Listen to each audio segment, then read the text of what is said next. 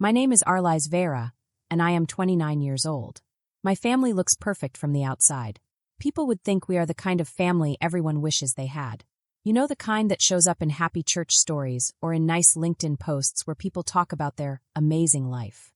We have 2 daughters, a steady marriage, and a house in the suburbs with a front yard that looks like it came out of a magazine. The hedges are trimmed perfectly, every single one of them, and the wreaths on the front door change for every season, always on time, always neat. My mom believed that how things looked was very important. She liked the presentation. My dad believed in pressure. Everything had to be perfect, or else. And my sister Zephra, well, she believed she earned everything. Or at least, that's how everyone saw her. Zephra was the golden child in our family. She seemed to shine no matter what she did. She started a small fashion brand, and even though my parents told everyone they didn't help her, they actually did. My dad co-signed her first lease for her store, and my mom quietly sent money to help pay her employees during the first year. Every time Zephra launched a new clothing collection, our family treated it like a national holiday. The Instagram posts about her hustle were shared by relatives with heart emojis all over the place. Everyone talked about Zephra like she was amazing, like she had figured out the world. And me, I was the practical daughter. The quiet one. The one who was always told she had potential. But in my dad's vocabulary, potential meant not yet impressive. I had been working very hard for 3 years at a defense technology startup. My job was all about back-end infrastructure, which is a complicated way of saying I kept big computer systems running smoothly. I worked long nights. I followed strict government rules. I wrote code that nobody could see, code that didn't look exciting in pictures, but that kept important systems working. But if something wasn't visible, my family acted like it didn't count. Like my work didn't matter at all. When I was younger, I believed that if I worked hard enough, the imbalance would fade. I thought that one day, maybe, everyone would notice. I graduated early, got promoted, moved out, and kept building my career. I thought I was proving something. But holidays and family gatherings slowly turned into performance reviews. Every time we met, it felt like my accomplishments had to compete with Zephra's. Zephra just secured another distributor. Zephra's boutique made 6 figures this quarter. And then my dad would look at me and say, "And you? Still coding?" He said it as if coding was just a hobby, like I wasn't doing anything serious. Like stability was small, like my achievements didn't matter. It hurt, but I tried not to show it. I told myself that one day it would be my turn. Then one evening I got a family text. "Family wins this week. Dinner at Bellara. 7 p.m. Don't be late." Bellara was a fancy restaurant, not the kind of place I usually went to.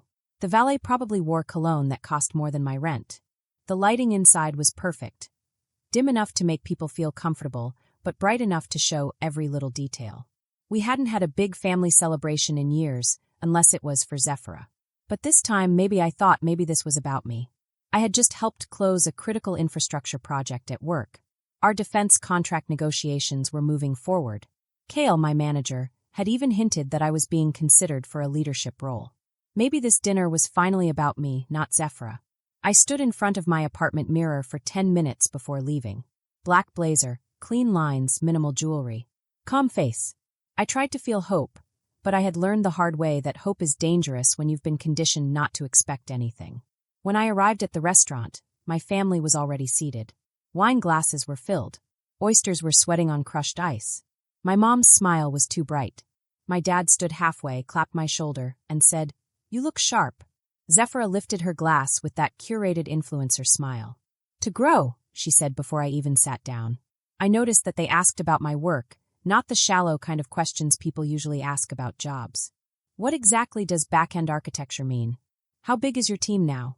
You're working with federal contracts?" They listened. Really listened. They even laughed when I told a story about debugging a permissions loop that almost broke a deployment. For the first time in years, my shoulders dropped. Maybe they saw me. Maybe my years of chasing their approval were finally over. My dad even ordered another bottle of wine. "To level up," he said. I almost believed it. Then his phone buzzed. His face changed. He frowned. "We need to step outside. Quick call." Zephra grabbed her clutch. "Be right back, sis." Mom leaned toward me. "Don't order dessert." And just like that, they all walked out together. 5 minutes passed. 10 minutes passed. I waited. The waiter came to my table with that perfect, polite smile. "Whenever you're ready, ma'am." He placed the bill in front of me. $10,472.80. I stared. At first, the number didn't make sense. It looked like a typo. Then my phone buzzed. A group message from my parents. Dad, let's see how she handles the real world. Zephyra, sink or swim, sis. Mom, motivational parenting. My throat closed. They had planned this. The warmth, the toast, the questions, it was all choreography. Not impulsive cruelty, not an accident. It was all planned. I tried calling my dad. Straight to voicemail. Mom. Voicemail. Zephyra? Blocked. The restaurant hummed with people laughing and clinking glasses. A couple nearby was celebrating an engagement. Someone cheered when a champagne cork popped. And I was sitting alone at a table with food I hadn't ordered, and a bill bigger than my annual student loan payment. Will that be one card? The waiter asked gently. My family stepped out with my wallet, I said calmly. My voice sounded strange, like I was narrating someone else's life. The waiter nodded and disappeared into the kitchen. I stepped outside and called Kale. He answered on the second ring. Hey, everything okay? My parents just left me with a $10,000 dinner bill, I said. There was silence on the other end. That's not a joke, is it? No. Send me the total. I'll wire it. We'll log it as a short-term personal loan. You can pay it back whenever, he said. He didn't ask for context. He didn't lecture me. 10 minutes later, the manager came to me. Payment has been confirmed, he said politely. I stood to leave. Near the exit, the waiter slipped something into my hand. A folded napkin. Inside, someone had written, I heard what happened. You handled that with dignity.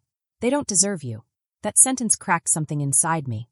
Not because it fixed anything, but because a stranger had seen it. Outside, my phone buzzed again. Dad, now you've paid like an adult. I blocked all three of them. No dramatic speeches. No angry paragraphs. Just silence. Instead of going home, I drove to my office. It was almost midnight. The security lights hummed. The glass walls reflected a version of me I barely recognized. Not broken, just recalibrating. I opened my laptop and created a new folder. Dinner incident, July 5th. Screenshots, receipt, text logs. Then I noticed something strange. My phone had been recording. A call I had accidentally left open had captured most of the dinner. Their voices, their tone, even the subtle shift in my dad's laugh before they stepped outside. Proof. Cold, unfiltered proof. I organized everything and time-stamped it. Not because I planned to expose them, but because for the first time, I refused to let them rewrite it later. I wasn't too sensitive. I wasn't misinterpreting. I wasn't being dramatic. By sunrise, my eyes burned from staring at the screen, but I wasn't angry. Anger is loud. This was quiet. Final. I leaned back in my chair and realized something that terrified me more than the bill. I wasn't hoping anymore. 3 days later, the first voicemail came. I was halfway through refactoring an export module when my phone buzzed on my desk. Mom's name lit up the screen. I let it ring. Then it buzzed again. And again. By the time I checked my notifications, there were 6 missed calls.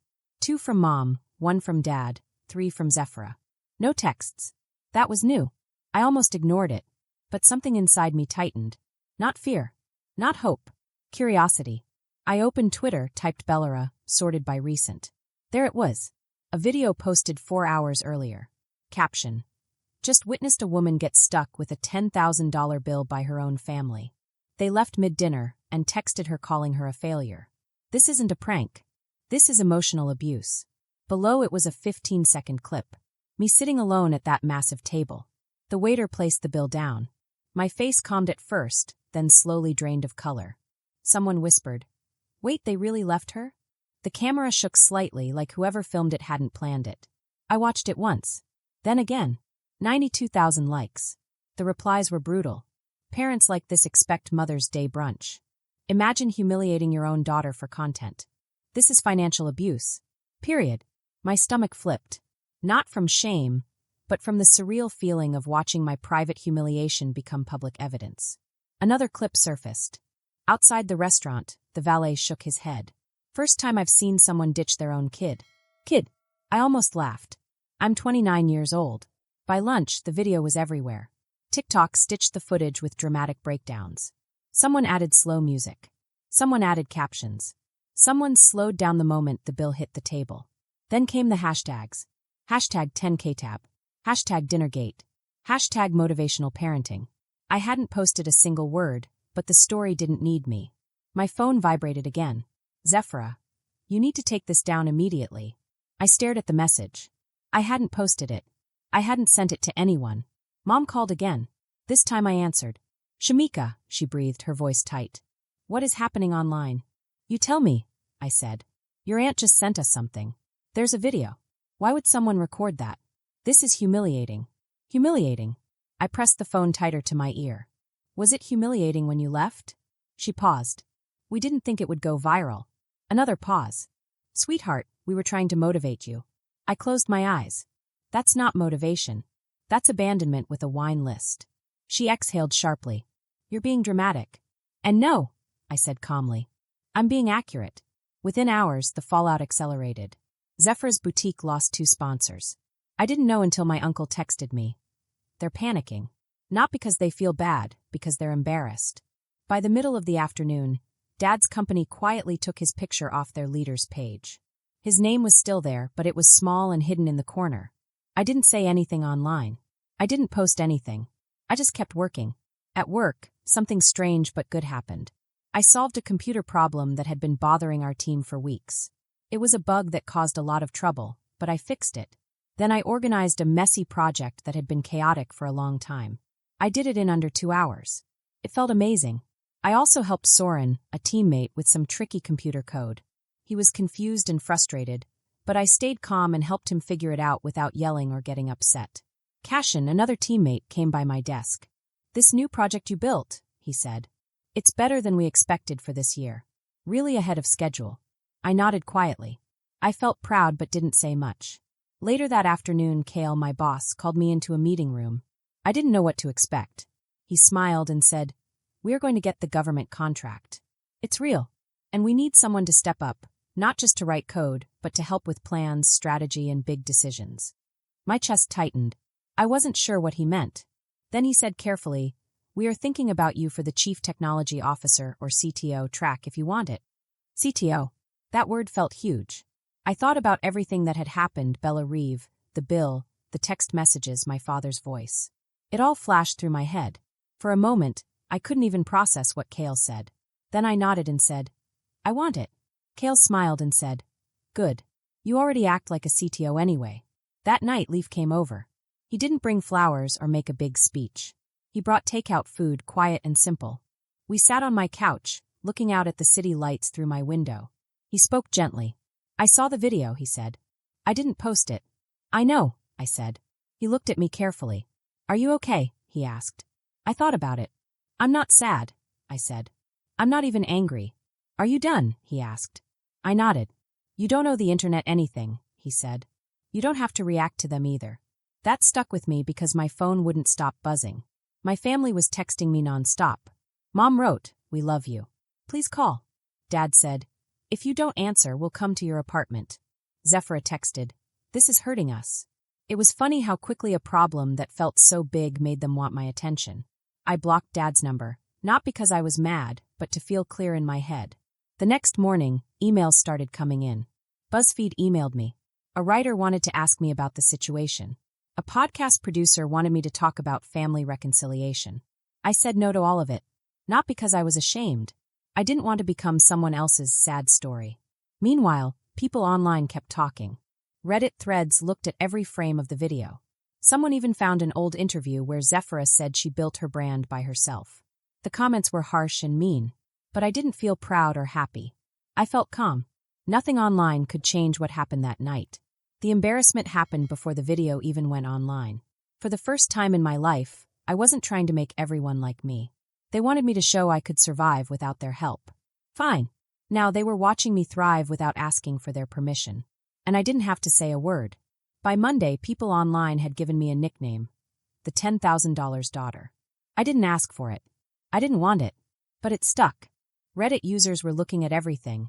The lights in the restaurant, how my body moved, even the receipt on the table. Someone zoomed in and saw the total. $10,472.80. No explanation was needed. By noon, Zephyra posted a video from her car. She had her oversized sunglasses on, the lighting was perfect, and she was even crying. "I just want to say," she began, her voice trembling, The internet doesn't know the full story. Families are complicated. This was taken out of context. I kept thinking, what does out of context even mean? The bill, the text messages, her smile, they were all hurtful. What context could make that okay? People online wanted to see proof. Did she really build her brand by herself? Or did it happen because of my humiliation? Her comments were turned off within a few hours. That evening, my mother's PR contact emailed me. The subject line said, "Healing Opportunity." The email suggested a reunion story. A story about me and my family coming back together. Growth, mistakes, and redemption. I deleted it. I didn't want to participate. 2 days later, a typed letter arrived at my apartment. It was on expensive, neatly formatted stationery. The letter said, "We understand now that our actions were taken out of context. We never intended to humiliate you. Family is about forgiveness, not public shaming. Please publicly clarify the situation so everyone can heal." Not once did it say, "I'm sorry." It was just words wrapped in fancy paper. They weren't truly sorry. They were negotiating. At work, everything felt surreal. Kale included me in important executive calls. Cashin handed me big planning tasks while our senior operations lead was away. My calendar is filled with strategy meetings instead of coding reviews. "You already do half the work," Cashin said casually. "Might as well get credit." I even had my own intern. Soren came to my desk one afternoon nervous. "Hey," he said quietly. "I saw what happened. You didn't explode. You didn't get angry." That helped him. I blinked. "I've been trying not to lose it my whole life," I admitted. He smiled awkwardly and shuffled away. That moment stayed with me longer than the viral video ever could. People were noticing me. They left me at a table once. Now they were pulling up chairs to mine. Midweek, the restaurant manager emailed me. "We've officially banned your parents from Belara. If you ever want a table in the house, it's yours." I stared at the message for a long moment. I didn't want a free dinner. I wanted peace.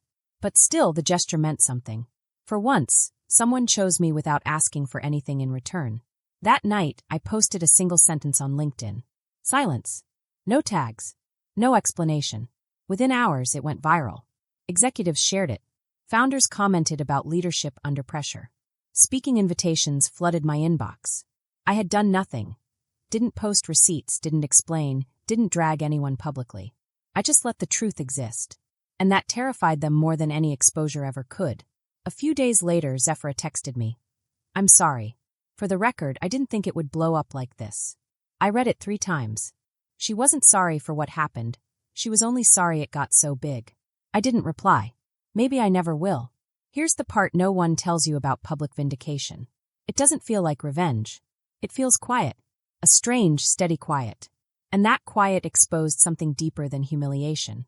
My parents weren't sorry they hurt me. They were sorry they couldn't control the story anymore. For years, they shaped every story. The successful sister, the ungrateful daughter, the tough love parenting.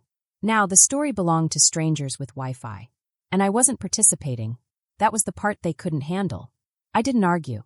I didn't cry. I just lived my life and let them watch. For the first time, the power wasn't theirs. It was mine. I was finally free. One Friday evening, Leaf and I walked past Belara.